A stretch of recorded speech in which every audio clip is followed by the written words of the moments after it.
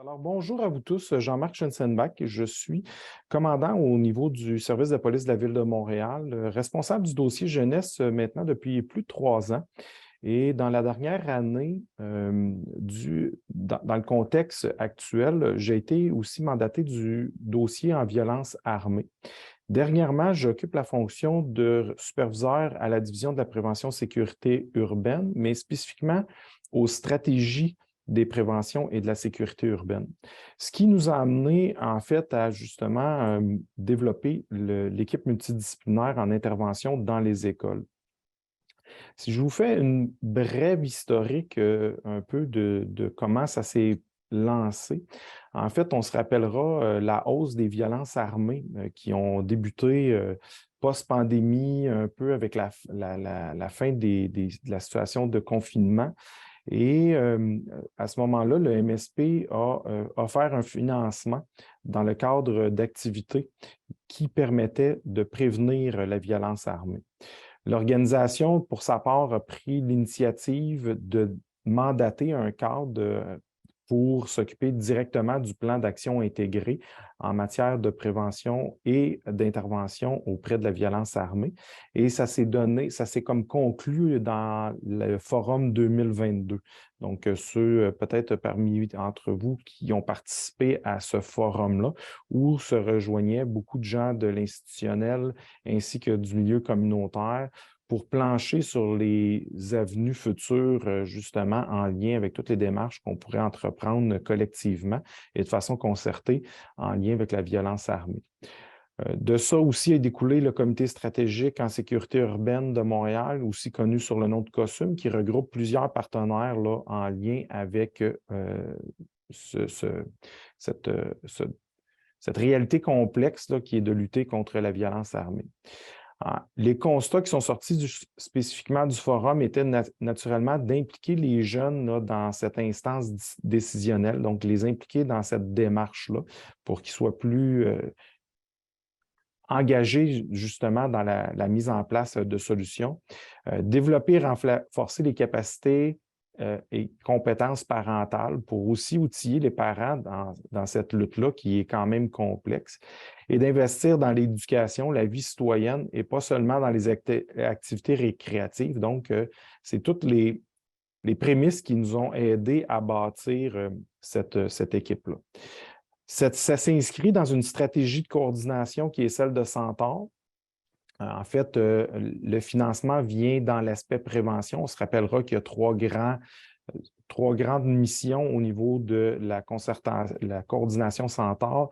Il y en a une qui est en répression, une en prévention, puis l'autre en développement des connaissances. Et donc, celle-là s'inscrit naturellement en prévention. Et l'objectif de l'équipe et sa mission principale, naturellement, c'est de soutenir le SPVM dans toutes ses démarches et ses postes de quartier, tant en matière de prévention au niveau de la problématique violence armée. Donc, souvent, on avait des bris de service parce que lorsqu'il se présente des urgences dans différentes écoles, il était complexe pour certains de nos agents socio-communautaires de pouvoir offrir un service soutenu là, de dernière minute parce qu'ils sont mandatés dans plusieurs dossiers et sollicités tant en matière de violence amoureuse, donc en violence conjugale, pour les aînés, au niveau de la fraude, au niveau de l'itinérance. C'est réellement nos agents pivots là, dans tous les dossiers sociaux. Il fallait ainsi apporter aussi un soutien d'intervention sur le terrain là, pour toutes ces situations-là à risque. Donc, c'est la mission principale de l'équipe.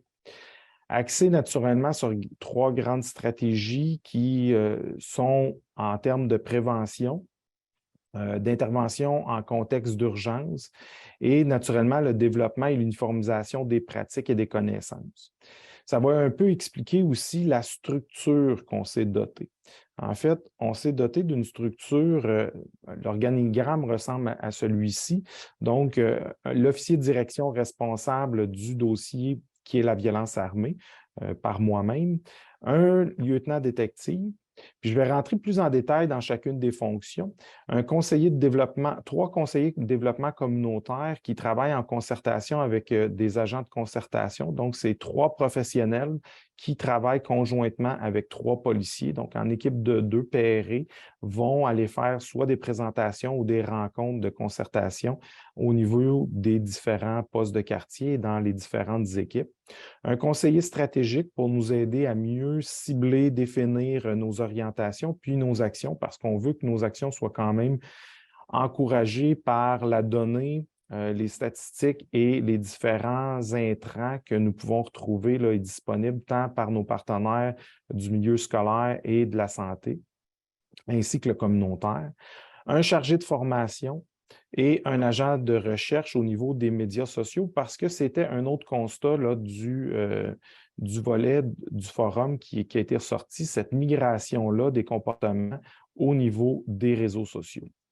Alors, si on rentre plus spécifiquement dans chacun des rôles, en fait, justement, comme je vous disais, le commandant dédié, bien, naturellement, sert à cette coordination-là au niveau du plan de lutte contre la violence armée, qui est un plan intégré dans les 5 sphères que nous avons définies comme étant autant la gendarmerie, les enquêtes, les communications, le renseignement, la prévention. Donc, ce sont tous des axes dans lesquels on travaille de façon concertée dans l'organisation pour mettre en place les différentes stratégies de prévention globale. Spécifiquement pour l'équipe IMI, pour son acronyme, nous avons mis à la tête de cette équipe-là un lieutenant détective, entre autres pour aller chercher toute son expertise au niveau des enquêtes et la relation qu'on a établie depuis longtemps avec les centres de services et les commissions scolaires. Donc, ça nous permet d'avoir un œil et une relation au niveau de tout ce qui est dossier d'enquête important qui touche la violence armée et la relation avec la LSJPA, qui est par la fait même le DPCP, Tribunal de la jeunesse. On a cette réalité-là que ça fait longtemps qu'on fait l'application des mesures extrajudiciaires, mais on forcé de constater que c'est encore des fois méconnu parce que c'est utilisé peu souvent dans les contextes. Donc, on voulait se doter de cette structure-là aussi pour venir renforcer nos compétences auprès de la LSJPA, puis le processus dans lequel les jeunes s'inscrivent dans la LSJPA. Je vous disais les 3 conseillers en développement communautaire, donc on disait profil criminologie, mais vous comprendrez qu'on a trouvé des profils de tout horizon. Donc, on a des gens qui sont issus de la communauté, de l'institutionnel et du communautaire qui se sont présentés au rendez-vous. Donc, ensemble, on va chercher une grande sphère d'activité et de connaissances supplémentaires là, ajoutées à des policiers qui ont de l'expérience en lien avec la prévention. On a également un chargé, un professionnel en conseiller de formation, objectivement, était pour aussi développer des outils de prévention, de rajeunir certains de nos outils déjà existants et objectivement de se développer d'une trajectoire commune pour épaissir le tissu social et épaissir le tissu de prévention autour de nos jeunes, surtout sur la catégorie des années au secondaire. On est très, très, très présent au niveau des années scolaires primaires, mais on constatait là, certains manques au niveau les outils disponibles. Donc, on trouvait que c'était important de se doter d'un professionnel justement pour nous accompagner. Et considérant aussi, nous, au SPVM, on a une entente de collaboration avec nos centres de services et nos commissions scolaires qui suscitent et favorisent le développement en concertation des différents outils qu'on veut implanter ou mettre en place dans nos différentes écoles.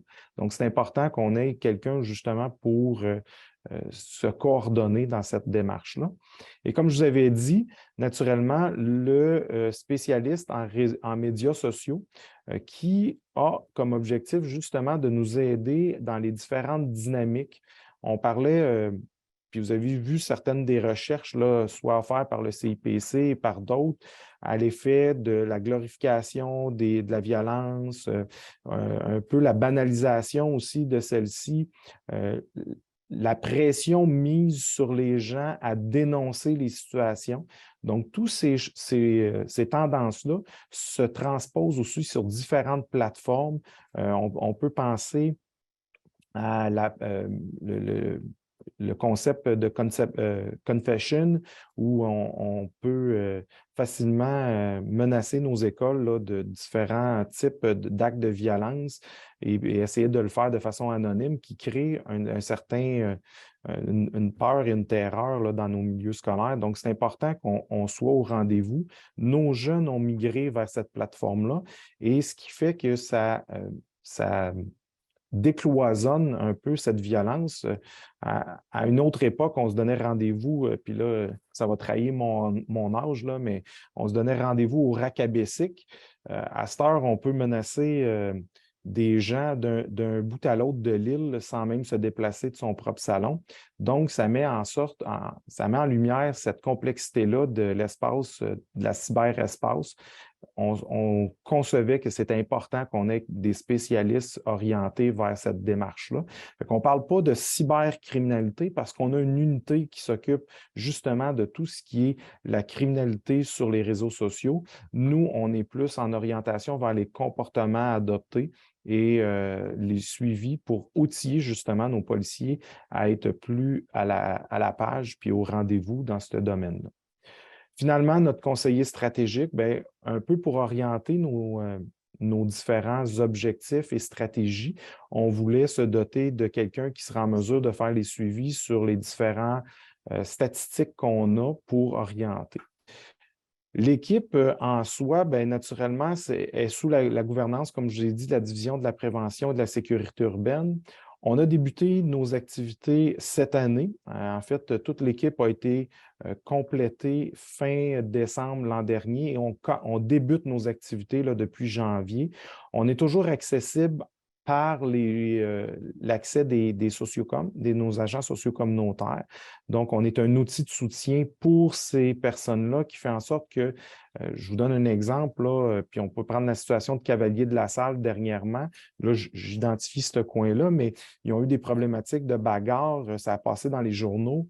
Bien, on est en mesure de venir supporter l'agent socio-communautaire qui va être obligé de donner une vingtaine de présentations dans l'école dans un temps record. Fait que, théoriquement, son agenda était déjà complet. Bien, nous, avec nos équipes, on va être en mesure là, d'aller le soutenir dans cette démarche-là. Fait que c'est un des exemples. On débarque moins en urgence parce que souvent en urgence, on est en train de se positionner. On veut être un acteur clé au niveau de la prévention, mais il n'est pas impossible qu'on débarque dans des situations d'urgence pour aller supporter nos différentes équipes. Fait que l'objectif, en fait, c'est justement de bonifier nos services, aider et supporter nos victimes et développer d'autres outils de prévention. Puis, je vais conclure avec ça, puis on comprendra qu'il y a divers enjeux et une complexité, mais je demeurerai disponible là, aux questions. Alors, je vous remercie beaucoup et je conclue avec ça.